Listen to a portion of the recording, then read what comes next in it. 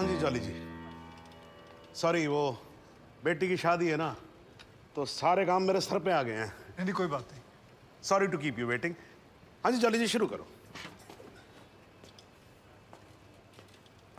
फहीम साहब, इकबाल एनकाउंटर के बारे में आपको जो कुछ भी पता है सब कुछ खुल के जज साहब को बताइए। जनाब, मेरा नाम फ़हीम भट्ट है। मैं कश्मीर पुलिस में हेड कांस्टेबल था, क्राइम ब्रांच में। जनाब ये हाँ जी साहब, मैं हिदायत बेग थाना शालीमार श्रीनगर से आया हूँ।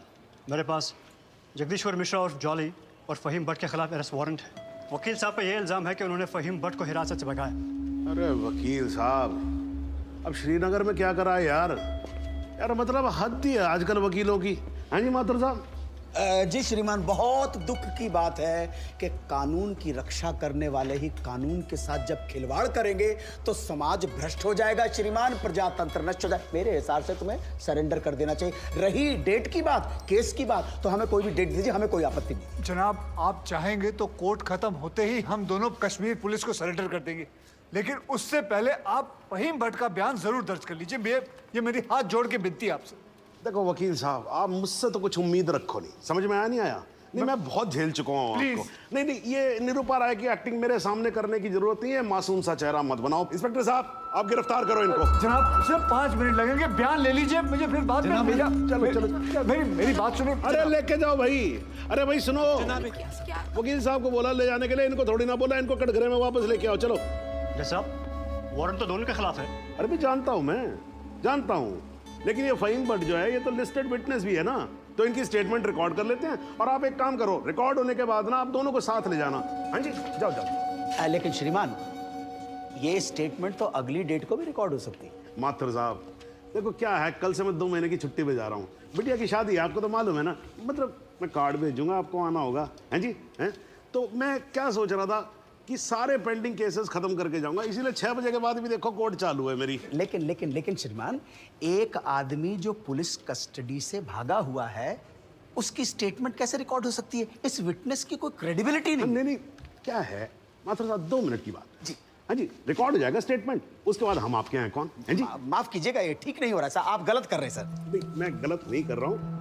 जज को मत बताओ आप, उसी के कोर्ट में कि वो गलत कर रहा है।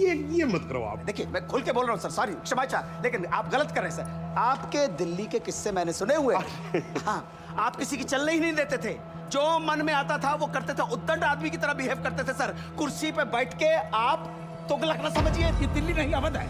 क्या बोल रहे हो आप मुझे? तुगलक बोल रहे हो आप मुझे? मतलब सन की समझ के रखा हुआ है। माथुर साहब, अगर हार्ट का मरीज नहीं होता ना मैं, तो आपको बताता इस कुर्सी पे बैठ के कि असली तुगलक होता क्या है। एक मिनट सर। नहीं, आप एक बार बैठ कर देखो इस कुर्सी के ऊपर, ना बाईपास सर्जरी हो जाए, मेरा नाम बदल देना आप। हाँ जी, ये सब मत करो, आप बैठो, कार्रवाई शुरू करते हैं। हाँ जी। नहीं सर, ये नहीं होने दूंगा मैं। क्या होने नहीं दोगे? मतलब क्या है सर? ये आपत्तिजनक बात है सर। ये इसमें कोई आपत्ति नहीं है। आप जो हो रहा है होने दो, मैं बैठा हूं, मैं कर रहा हूं ना सब, मुझे गलत मत साबित करो। सर, अगर आपने जबरदस्ती की तो मैं यहीं पर अदालत में धरने पे बैठा हूं। धरने पे बैठ गया। अरे क्या लीजिए। अरे क्या कमाल कर रहे हो आप सच में बैठ के क्या बच्चों वाली बात कर रहे हो? खड़े हो जाओ। बिल्कुल यहीं बैठा रहूंगा। अरे मत बैठो भाई, वहां पर पोछा भी ढंग से नहीं लगाते हैं लोग कोर्ट के अंदर। प्लीज खड़े हो जाओ माथुर साहब, प्लीज खड़े हो जाओ। मैं धरने पे बैठा हूं, धरने पे बैठा रहूंगा। यहाँ मीडिया देख रहा है, आपको कोई फर्क नहीं पड़ता है क्या? अरे तो सर, मीडिया भी तो देखे ना कि बाहर के जज आकर कैसे अपने ईगो को सेटिस्फाई करने के लिए कोर्ट को अपना घर समझ लेते हैं। मैं यहीं पे बैठा हूं और बैठा रहूंगा। इनको जो लिखना है लिखो। मतलब आप नहीं उठोगे ना तो बैठे रहो, और आप ही क्यों बैठोगे भाई? मैं भी बैठूंगा आपके साथ साथ वहां पर, भाई पता लगे सबको कि वकील ससुरे क्या क्या करते हैं कोर्ट में। तू वहीं पर। हाँ जी मैडम जी, जरा हटो, आप पकड़ो कुर्सी को, पकड़ो। हाँ जी, थैंक यू जॉली। हाँ जी माथुर साहब, अब तो आप बैठो और बैठेंगे हम, और आज देख लें इसमें कितना है दम। ठीक है ना?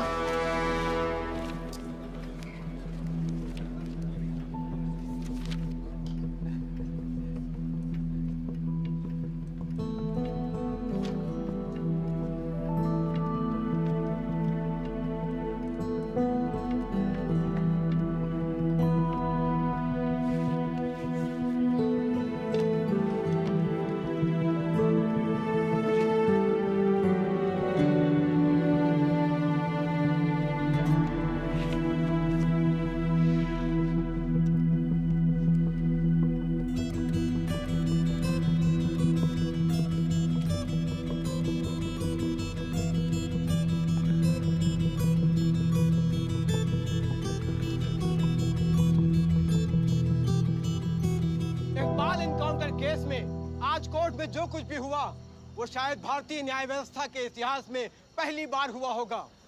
एक विटनेस की हाजिरी कराए जाने को लेकर डिफेंस लॉयर प्रमोद माथुर और जज सुंदर लाल त्रिपाठी के बीच तीखी नोकझोंक हुई और वो दोनों एक दूसरे के खिलाफ कोर्ट रूम में ही धरने पर बैठ गए।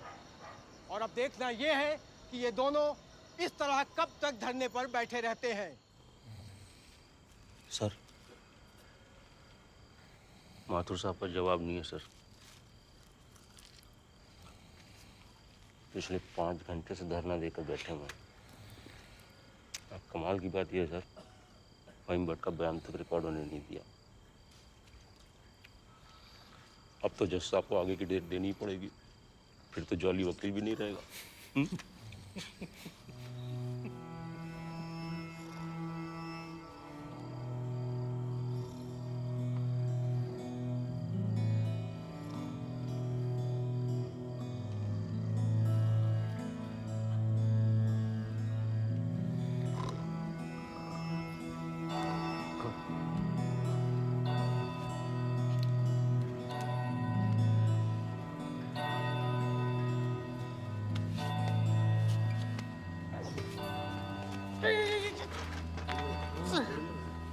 सर,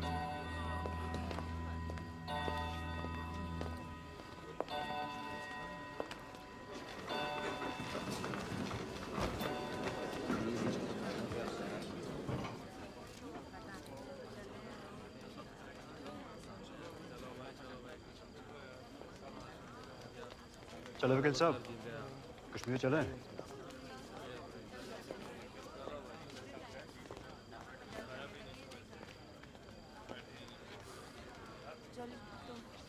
मैं चलता हूँ, अपना ध्यान रखना, ठीक है?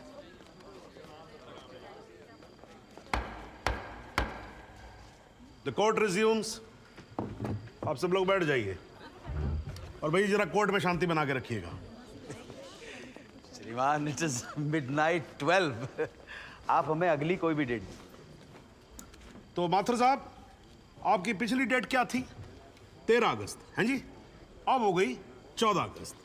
तो आपकी अगली डेट है 14 अगस्त 12:05 AM। श्रीमान, आधी रात बीत चुकी है, प्रोसीडिंग में तो सवेरा हो जाएगा। आजकल तो सुप्रीम कोर्ट भी भाई 3-3, 4-4 बजे तक काम करता है। थोड़ा हम भी सीख लेंगे तो क्या फर्क पड़ जाएगा, हैं जी? Please sir. नहीं नहीं, देखिए माथुर साहब, आपको धरना देना था, आपने धरना दिया, मैंने कुछ नहीं बोला, है जी? अब आपको वॉकआउट करना है तो आप वॉकआउट कर सकते हो, लेकिन आज ही की रात फहीम भट्ट की स्टेटमेंट यहां रिकॉर्ड होगी, है जी? जॉली जी, स्टेटमेंट रिकॉर्ड करवाइए। जी, फहीम।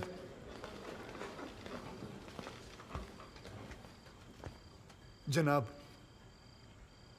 बहुत बहुत शुक्रिया। फहीम साहब को बताओ क्या क्या हुआ था। जनाब, इस इनकाउंटर से कुछ महीने पहले हमने एक इंटेलिजेंस रिपोर्ट भेजी थी सिंह साहब की टीम को, जिसमें एक कश्मीरी मिलिटेंट इकबाल कादरी के डिटेल्स थे जो यहाँ लखनऊ में छिपा था। जनाब, इस इनकाउंटर से एक दिन पहले मुझको फोन करके यहाँ बुलाया गया ताकि मैं इस बात की शिनाख्त कर सकूं कि जिस इकबाल को इन्होंने पकड़ा है वो इकबाल कादरी है या नहीं। जनाब, जब मैं यहाँ पहुंचा तो उस शख्स का निकाह हो रहा था। मैं देखते ही समझ गया कि इकबाल वो इकबाल नहीं है। मगर जनाब, सिंह साहब की टीम ने मुझ पर प्रेशर बनाया कि मैं अपनी रिपोर्ट में ये कहूं कि इकबाल कासिम ही इकबाल कादरी है। मैंने ये करने से मना कर दिया, मैं श्रीनगर वापस चला गया। फिर जनाब, जब मैंने इनकाउंटर की न्यूज़ पढ़ी तो मेरे को जनाब बड़ा अफसोस हुआ। मैंने श्रीनगर में अपने अफसरों को बताया तो बोले बात को रफा दफा करो। मैंने बहुत समझाया उनको, वो नहीं माने। जब वो नहीं माने तो मैंने दिल्ली में सेंट्रल एजेंसी को इस इनकाउंटर की कंप्लेन कर दी। मुझ पर कंप्लेंट वापस लेने के लिए बहुत प्रेशर डाला गया। फिर मैं नहीं माना तो इन्होंने क्या किया जनाब, एक दिन मुझको गिरफ्तार कर लिया, एक झूठा मुकदमा बनाकर मुझे जेल में डाल दिया जनाब, और मेरे को जनाब महकमे से भी बाहर कर दिया जनाब मेरे को। शुक्रिया जनाब। माथुर साहब, आप कुछ कहोगे या नाराज हो अभी तक? अरे नहीं नहीं श्रीमान, आपकी नाराजगी मोल लेकर अपनी दुकान थोड़े बंद करवानी है। मगर मैं तो ये पूछना चाहता हूँ, आप तो गुस्सा नहीं है? नहीं नहीं, मैं नाराज और आज कुछ नहीं हूं, लेकिन यार अगली बार से तुगलक मत बोलना मेरे को। हाँ जी माथुर साहब, मतलब इस कोर्ट में बैठे बैठे मेरे बाल सफेद हो गए। I think I deserve some respect. क्षमा प्रार्थी हूँ श्रीमान। ठीक है, आप शुरू करो। फाइन बट आप माननीय न्यायाधीश महोदय को बताएंगे कि ये केस क्या है, इस अदालत में हम किस सच्चाई की खोज कर रहे हैं। ये कि कांस्टेबल भदौरिया और इकबाल की मौत कैसे हुई। तो आपने अभी जो राबी चिनाब झेलम जैसी लंबी कहानी सुनाई है, उससे कहीं ये साबित होता है कि इन दोनों की मौत कैसे हुई? क्योंकि मौके वारदात पे आप तो थे नहीं। जी नहीं, लेकिन ये तो पता चल। लेकिन वेकिन कुछ नहीं। अगर कोई और फिल्मी कहानी सुनानी हो तो जज साहब को सुनाई। इनको फिल्मों में बहुत इंटरेस्ट है, मुझे बिल्कुल कोई दिलचस्पी नहीं है। मुझे तो मेरे प्रश्न का सीधा साधा जवाब दे दो यार, यस और नो। जी नहीं। Very good, well done. Fine but ये अगस्त 2010 में कश्मीर पुलिस ने कुपवाड़ा इंसिडेंट में तुमको 6 महीने के लिए सस्पेंड कर दिया, क्यों? जनाब, इस सवाल का हमारे केस से क्या संबंध है? पंडित जी, अगर कोई संबंध नहीं हुआ ना तो काला कोट पहनना बंद कर दूंगा। मैंने आपसे कहा था ना, आपकी तरह कान घुमा कर नहीं पकड़ूंगा, सीधे पकड़ूंगा, कस के पकड़ूंगा। जाऊं? जाइए सर, नहीं तो आप फिर धरने में बैठ जाओगे। तो क्यों सस्पेंड किया? मुझ पर एक आदमी की कस्टोडियल डेथ का इल्जाम था। तो तुमने किसी की जान ली थी? जी नहीं, मैंने उसे अरेस्ट किया था शक के बिना पर।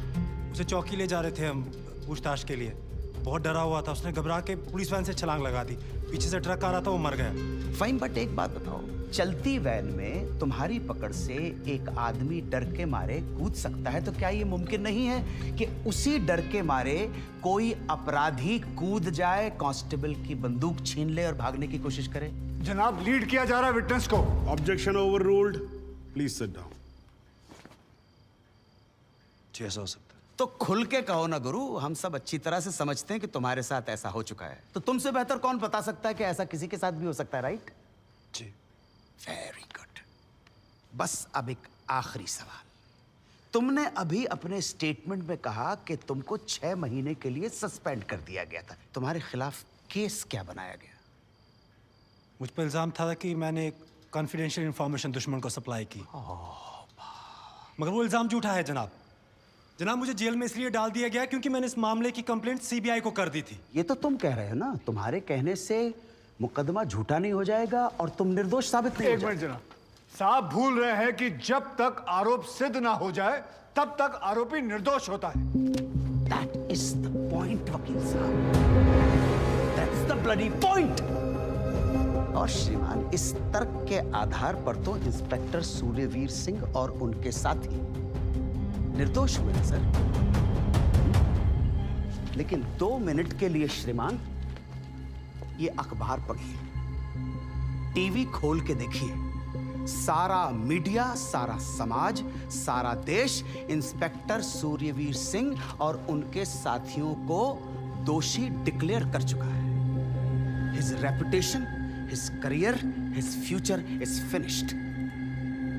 अजब जलवा है हुजूर आपकी अदालत का, जहां एक आदमी जिस पे देशद्रोह का इल्जाम है, वो उस आदमी पर इल्जाम लगा रहा है जिसने मातृभूमि की सुरक्षा की शपथ उठाई।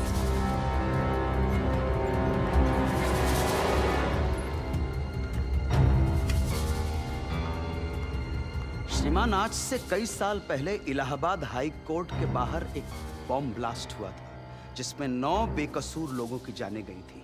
मृतकों में हमारे बड़े भाई, हमारी भाभी और 7 साल का भतीजा भी शामिल था। इसी आतंकी हमले में हमारे बाबूजी पूजनीय श्री जुगल किशोर माथुर भी घायल हो गए, मगर फिर भी वो आज यहाँ आए। आधी रात को श्रीमान ये देखने आए हैं कि आप किसके साथ खड़े हो। और श्रीमान, मैं ये पूछना चाहता हूं कि क्या ये न्यायालय इतना कमजोर है कि फैसला भी नहीं कर पा रहा है कि देश को सूर्यवीर जैसे अफसरों की जरूरत है या इकबाल कादरी जैसे हत्यारों की? और श्रीमान, अंत में सिर्फ इतना निवेदन करना चाहता हूं कि हम कितना ही अनजान बने रहें, कबूतर की तरह आंखें बंद करके बैठे रहें, लेकिन हकीकत यह है श्रीमान that we are in a state of war. और किसी विद्वान ने बड़ा सही कहा है, everything is fair in love and war. बाकी श्रीमान, न्याय आपके हाथ में है। प्रमोद माथुर का प्रणाम स्वीकार करें।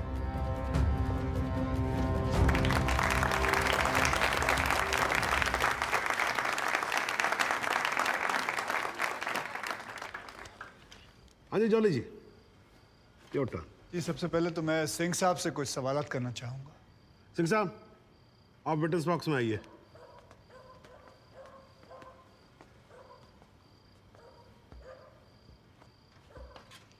सिंह साहब, आप जरा कोर्ट को बताएंगे कि अगला क्रिकेट वर्ल्ड कप कौन जीतेगा? भाई ये किस तरह का सवाल हुआ भाई वकील साहब? है ठीक है, जज साहब कुछ और पूछ लेते। अच्छा सिंह साहब, क्या आप कोर्ट को बता सकते हैं कि अगले इलेक्शन में आम आदमी पार्टी को कितनी सीट्स मिलेंगी? दिमाग खराब, पगला गया क्या? तो गोली और खाएगा। मैं वैसे तो अहिंसावादी इंसान हूँ सिंह साहब, लेकिन एक बार ना लॉ कॉलेज में एक 6 फुटे 8 इंच के लौंडे ने मुझसे बदतमीजी से बात की थी। माँ कसम, यहाँ कान के नीचे घुसड़ मारा था, उठा नहीं 22 दिन तक बिस्तर से। अगर यकीन ना हो ना तो माथुर साहब से पूछ। नहीं वकील साहब, देखो देखो यार, आराम से यार, कोर्ट है, सवाल करो। बवाल क्यों कर रहे हो यहाँ पर? हाँ सरकार, ये मुझे पागल कह रहा है, बदतमीजी से बात कर रहा है। सिंह साहब, क्यों कर रहे हो आप बदतमीजी से बात? छोड़ दो ना, जाने दो, आराम से कंटिन्यू प्लीज। चलो एक और बार ट्राई करते हैं। सिंह साहब, क्या आप बता सकते हैं कि सलमान खान की शादी कब होगी? अरे वकील साहब, क्या बातें कर रहे हो? इंस्पेक्टर हैं वो, जोशी थोड़ी ना है। अगर ये जोशी नहीं है तो फिर इन्हें कैसे पता था कि ठीक सुबह 6:45 पे इकबाल को पेशाब आएगा? कैसे पता था जब उनको पेशाब आएगा तो गाड़ी गोमती नदी का पुल क्रॉस कर रही होगी? इन्हें कैसे पता था कि इकबाल कांस्टेबल भदौरिया की रिवॉल्वर छीन कर भागने की कोशिश करेगा? शादी में तो थे नहीं, फिर पुल पर कैसे पहुंचे तुम? इधर इधर, मैं यहां खड़ा हूं, आप पुल पे पहुंचे कैसे? इत्तेफाक। लो जी, इत्तेफाक। ऊपर वाले के आशीर्वाद से सही समय पे सही जगह पहुंच गए। बाय गॉड, बड़े इत्तेफाक हैं आपकी स्टोरी में सिंह साहब। जनाब, मेरे पास ये इनके 25 एनकाउंटर का कच्चा चिट्ठा है। ऐसे इत्तेफाक कई बार हो चुके हैं इनकी जिंदगी में। अपराधी गोली चलाने ही वाला होता है कि पहुंच जाते हैं शक्तिमान बनकर, और सिर्फ लखनऊ में नहीं बल्कि दूसरे शहरों में भी। जनाब, इनके 25 एनकाउंटर में से 19 के खिलाफ मारे गए लोगों के परिवार वालों ने शिकायतें दर्ज की हुई हैं, लेकिन आज तक एक भी मामले में निष्पक्ष जांच नहीं की गई। एंटी करप्शन ब्यूरो की एक रिपोर्ट के मुताबिक इनकी 28 करोड़ की संपत्ति होने का शक है, लेकिन वो भी जांच भी नहीं पूरी कर पाए, पहले ही बंद कर दिया उन्होंने।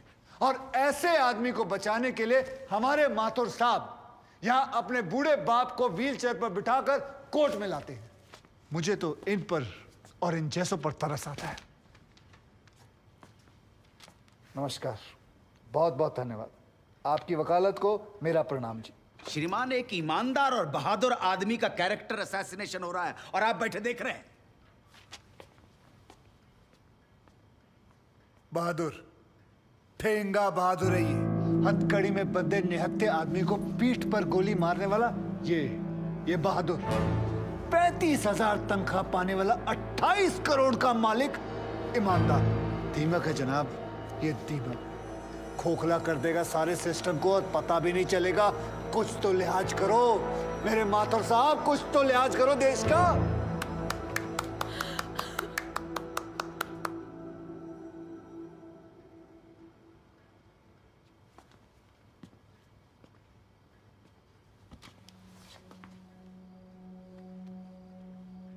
मैं जुगल किशोर माथुर साहब का दर्द समझ सकता हूं। मेरी वजह से तो एक औरत ने अपनी जान ली थी और मैं महीनों चैन से नहीं सो पाया था। लेकिन माथुर साहब ने तो अपनी बेटी, बहू और पोते को खोया। उनका दर्द उनके अलावा इस कोर्ट में सिर्फ एक ही आदमी समझ सकता है, ज़हूर सिद्दीकी साहब। इन्होंने भी अपनी बेटी, दामाद और होने वाले नाती को खोया है। दर्द में ये दोनों एक जैसे हैं जनाब। अब इन्हें जुगल किशोर सिद्दीकी कहूं या फिर इन्हें सहूर किशोर माथुर, कोई फर्क नहीं पड़ता। जनाब, गोमती नदी के पुल पर उस दिन 2 जानें गई थी। एक 12 घंटे पहले दूल्हा बने, हाथों में मेहंदी लगाए इकबाल कासिम की थी, और दूसरी 20 दिन में रिटायर होने वाले कांस्टेबल बलदेव सिंह भदौरिया की। और जनाब, ये हैं कांस्टेबल भदौरिया की पत्नी, जो अपने पति को खो चुकी है और जेल में बंद अपने बेटे की बेल करवाने के लिए कोर्ट के चक्कर काट रही है। अब इन्हें क्या कहेंगे माथुर साहब? मुस्कुराइए, आप लखनऊ में। सच सुना तो नजरें फेर ली माथुर साहब। ओ माथुर साहब, इत्तेफाक सिर्फ तुम्हारे साथ नहीं होते सिंह, ऊपर वाले की बड़ी कृपा है मुझ पर। इस दफा एक इत्तेफाक मेरे साथ भी हुआ है। बाय गॉड, मजा आएगा। पंडित जी को लाइए, लाइए जल्दी।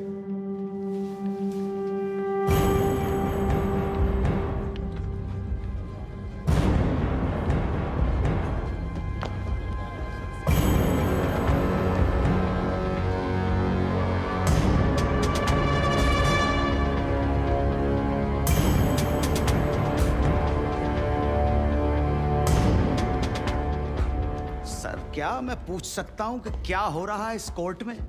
और क्या आप बताने की जहमत करेंगे कि आप ऐसा होने क्यों दे रहे हैं? कौन है ये बाबा सर?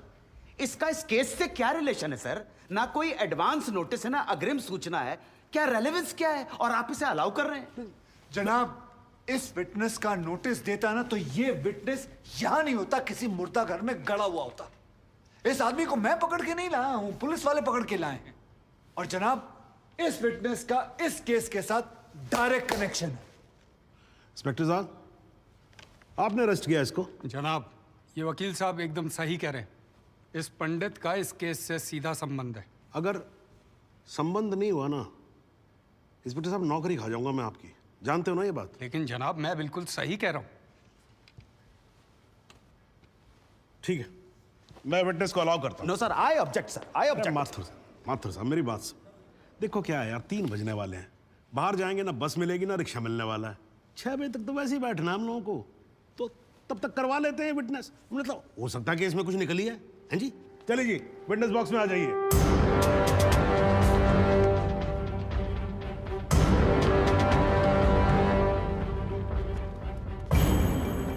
नमस्कार पंडित जी, क्या हाल है आपका? घरेलू कपड़े वपड़े टीका शीका लगा के पूरी तैयारी में आए हैं। फहीम भट्ट साहब, खड़े होइए। कोर्ट को बताइए कि इन पंडित जी का नाम क्या है? मोहम्मद इकबाल कादरी। हाँ जी, मोहम्मद इकबाल कादरी। मोहम्मद इकबाल कादरी। इसको कहां से अरेस्ट कर लिया जी आपने? जनाब, मथुरा से 1 साल से वहां छुपा हुआ था, साधु का भेष बनाकर। ये तो कमाल हो गया। जज साहब, इंस्पेक्टर महोदय झूठ बोल रहे हैं। हमारा नाम इकबाल कादरी नहीं है, हमारा नाम तो रामकृष्ण सारस्वत है। हम तो निरीह ब्राह्मण हैं, ब्रह्मचारी हैं। हाँ, जम्मू के रहने वाले हैं, उस वजह से भाषा में थोड़ी कश्मीरी झलक है, लेकिन हम वो नहीं है जो बताया जा रहा है। ये देखिए हमारा आधार कार्ड और voter ID card. Om Prakash ji, जरा लेके आओ से, लाओ जरा, फटाफट लेके आओ। जनाब, ये पंडित सरासर झूठ बोल रहा है। इसने पुलिस को खुद स्टेटमेंट दिया है, जिसमें इसने खुद कहा कि ये इकबाल कादरी है। कंधे के ऊपर उत्तर प्रदेश पुलिस के 2 स्टार लगा रखे हैं। इतना मालूम नहीं है कि पुलिस को दी गई स्टेटमेंट कोर्ट में एडमिसेबल नहीं है। जनाब, ये इंसान एक ट्रेन्ड मिलिटेंट है। नकली आधार कार्ड बनाना कोई मुश्किल काम नहीं है, आप अच्छी तरह जानते हैं। और फहीम भट्ट भी इसको आइडेंटिफाई कर चुके हैं। सर, ये अपनी आइडेंटिटी छुपा रहा है। श्रीमान, यहाँ आइडेंटिटी छुपा नहीं रहा है, अपनी आइडेंटिटी बता रहा है। कैसे बताएगा अपनी आइडेंटिटी? हम सब कैसे बताएंगे सर? आप सुंदरलाल त्रिपाठी हैं, मैं प्रबोध माथुर हूँ, ये पंडित जी हैं कानपुर वाले। कैसे पता पड़ेगा? किसी आधार कार्ड से, राशन कार्ड से या पासपोर्ट से। सबूत आपके सामने है सर, संदेह की कोई बात ही नहीं। और वैसे बता दूं सर, निवेदन कर रहा हूँ, ये जो पंडित जी है ना, ये ऑलरेडी झूठा गवाह पेश कर चुके हैं। बार एसोसिएशन ने इनका लाइसेंस रद्द कर दिया। चंद घंटों के मेहमान है ये वकीलगिरी से सर, इनकी बात को सीरियसली नहीं लिया जाए। माथुर साहब चंद घंटे तो है ना लड़ लूं ना, तब तक तो लड़ सकता हूं ना। जॉली साहब ये देखो यार, कोर्ट में लड़ने वड़ने की बात मत करो आप। नहीं, माथुर साहब एकदम ठीक बोल रहे हैं। मुझे लगता है पुलिस से कोई गलती हो गई है। बाबा जी सॉरी, आप जा सकते हो। एक मिनट जॉली जी, आप वहीं रुके। एक मिनट सर, मैं आपसे हाथ जोड़ के विनती करता हूँ, मैं इससे कुछ सवालात करना चाहता हूँ। मैं बड़ी मुश्किल से इसको लेके आया हूँ। मैं एक मौका मुझे दे दीजिए। आपने क्या कहा था? अभी ऑटो बस कुछ नहीं मिलने वाला, एक मौका। एक मिनट, आप चिल्लाना बंद करोगे जरा? 2 मिनट चुप रहोगे आप? गलती हो, 2 मिनट चुप रहो।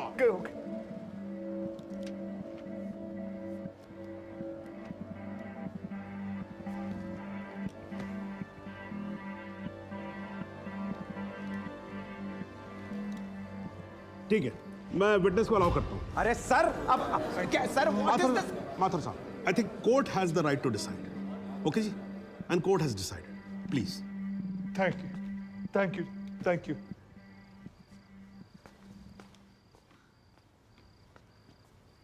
तो आप निरी ब्राह्मण ब्रह्मचारी, तो फिर धर्म का बड़ा ज्ञान होगा आपको। अवश्य है। मैं भी कान्यकुब्ज ब्राह्मण हूं, वो भी जनेऊधारी। तो चलिए 2 ब्राह्मणों के बीच में शास्त्रार्थ हो जाए। पूछिए, क्या पूछना है? चलिए गायत्री मंत्र सुनाइए। ओम भूर्भुवस्व तत्सवितुर्वरेण्यम भर्गो देवस्य धीमहि धियो यो नः प्रचोदयात्। बहुत बढ़िया, पूरा नाम बताएं। रामकृष्ण प्रेमकृष्ण सारस्वत। धर्म? हिंदू धर्म में कितने वेद हैं? 4। नाम बताएं। ऋग्वेद, सामवेद, यजुर्वेद, अथर्ववेद। 4 युगों के नाम बताएं। सतयुग, द्वापर, त्रेता, कलयुग। वर्ण कितने हैं? 4। ब्राह्मण, क्षत्रिय, वैश्य, शूद्र। आपका वर्ण क्या है? ब्राह्मण। कौन से ब्राह्मण? गौर ब्राह्मण। कौन से गौर? सांडे गौर। गोत्र? शांडिलिया। प्रवार? वशिष्ठ। वेद? यजुर्वेद। उपवेद? बेतरियाणी। मुख?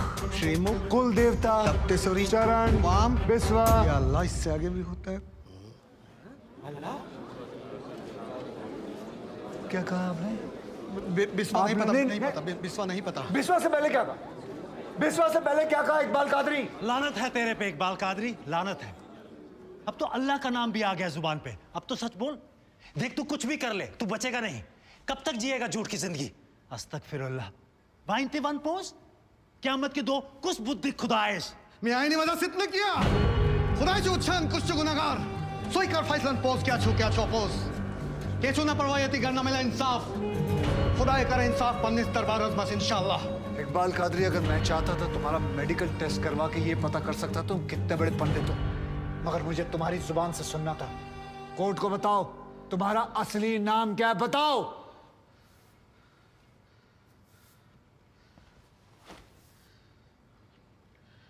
जज साहब, मेरा नाम मोहम्मद इकबाल कादरी है। मुझे सिंह साहब ने अरेस्ट किया था। मैं उनकी कस्टडी में था, लेकिन उन्होंने मुझे कोर्ट में पेश नहीं किया। मैं जानता था कि वो मेरा एनकाउंटर करने वाले हैं। एक दिन मौका देकर मैंने उनसे कहा कि अगर वो मुझे जाने देंगे तो मेरे आदमी उन्हें बहुत सारा पैसा देंगे, और उन्होंने मेरी बात मान ली। इसे लेके कहाँ जा रहे हैं? सिंह साहब ने आजाद कर दिया। जा रहा आजा। सिंह साहब को कितने पैसे दिए? 50 लाख, 25 लाख एडवांस और 25 एनकाउंटर के बाद। आई ऑब्जेक्ट श्रीमान।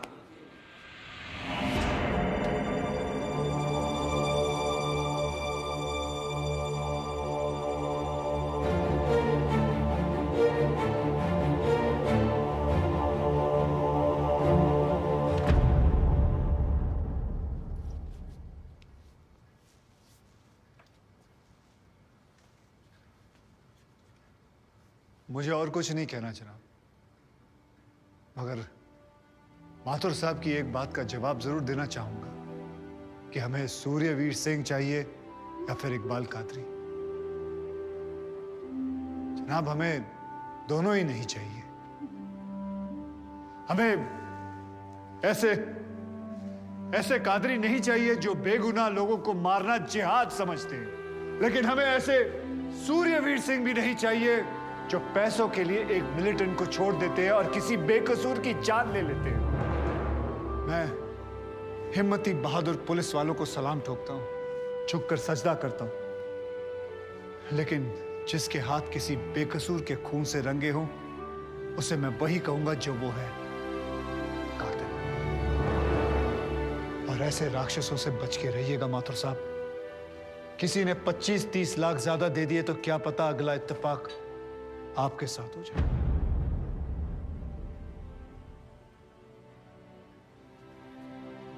अंत में सिर्फ इतना ही कहना चाहूंगा कि इस दुनिया के सबसे बड़े जाहिल ने कहा था कि इश्क और जंग में सब कुछ जायज है, क्योंकि अगर ऐसा है तो फिर बॉर्डर पर सिपाहियों के सर काटने वाले भी जायज है और जवान लड़कियों पर एसिड फेंकने वाले आशिक भी, क्योंकि अगर ऐसा है तो फिर इकबाल कादरी भी जायज है और सूर्यवीर सिंह भी।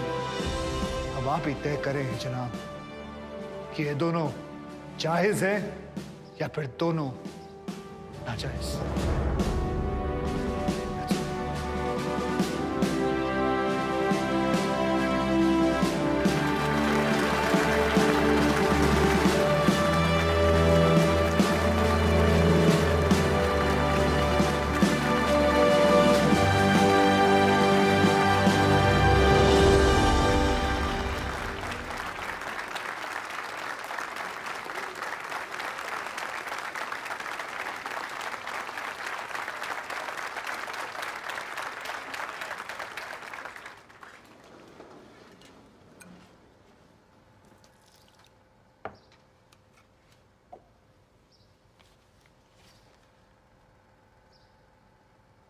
सालों में एक बार कभी कोई ऐसा केस आता है जब इस कुर्सी पे बैठने का अफसोस नहीं होता है। नहीं तो जी मैं तो रोज ही कोर्ट आता हूं, बैठा रहता हूं कोर्ट के अंदर, घड़ी की तरफ देखता रहता हूं कि कब 6 बजे और कब मैं उठ के घर चला जाऊं। क्या करें जी, न्यायपालिका की हालत ही कुछ ऐसी है। ये देखो जी, ये अंधेरे बदबूदार कमरे जिन्हें कोर्ट कहा जाता है, भाई साहब इसमें हम जैसे जजों का आने का मन नहीं करता। आम जनता की बात तो क्या करें। हाँ जी मात्र साहब, ठीक बोल रहा हूं ना मैं? ये मतलब 3 करोड़ से ज्यादा केसेस पेंडिंग है इस देश के अंदर, और कुल मिलाकर जज कितने? 21,000। यानी देखा जाए तो 1 लाख लोगों पर एक जज। डेट पे डेट पड़ती रहती है। हाँ जी, लोग आते रहते हैं, हताश होकर घर जाते रहते हैं। लेकिन फिर भी आज भी हिंदुस्तान में जब कहीं 2 लोगों के बीच में झगड़ा होता है ना, कोई विवाद होता है, तो एक दूसरे से क्या कहते हुए पाए जाते हैं? I will see you in court. क्यों करते हैं भाई लोग ऐसा? हाँ जी, क्योंकि आज भी लोग भरोसा करते हैं, न्यायपालिका पे। उनको भरोसा होता है कि अगर सरकार उनकी बात नहीं सुनेगी, प्रशासन उनकी बात नहीं सुनेगा, पुलिस उनकी बात नहीं सुनेगी, तो कोर्ट सुनेगी उनकी बात, सुनेगी और न्याय देगी। भाई साहब, इस कुर्सी पे बैठा मेरे जैसा हर आदमी, उसका यह कर्तव्य बनता है कि वो इस भरोसे को ना टूटने दे। इस कोर्ट में पेश किए गए सभी गवाह और एविडेंसेस, एक बात तो एकदम साफ हो जाती है कि 13 अगस्त को गोमती नदी के पुल पे जो भी हुआ वो अचानक होने वाला एनकाउंटर नहीं था, बल्कि एक सोची समझी साजिश के तहत की जाने वाली हत्या थी। इसलिए ये कोर्ट इंस्पेक्टर सूर्यवीर सिंह और उनके सभी साथियों को आईपीसी सेक्शन 302, 201, 182 और 340 के तहत हत्या, एविडेंस मिटाने, कोर्ट को गुमराह करने और झूठे सबूत पेश करने का दोषी मानते हुए लाइफ इम्प्रिजनमेंट की सजा सुनाती है। और यह कोर्ट शहीद कांस्टेबल बलदेव सिंह भदौरिया के पुत्र राम कुमार भदौरिया को तुरंत रिहा करने का आदेश भी देती है। The court is adjourned.